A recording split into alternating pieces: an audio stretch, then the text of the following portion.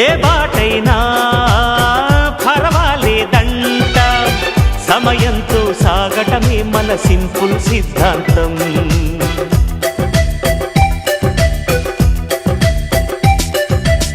చిరుగాలికి పరిమళమిచ్చే సిరిమల్లెల వనమై ఉందాం, గగనాన్ని నేలను కలిపే హరివిల్లుల బంతెన అవుదాం.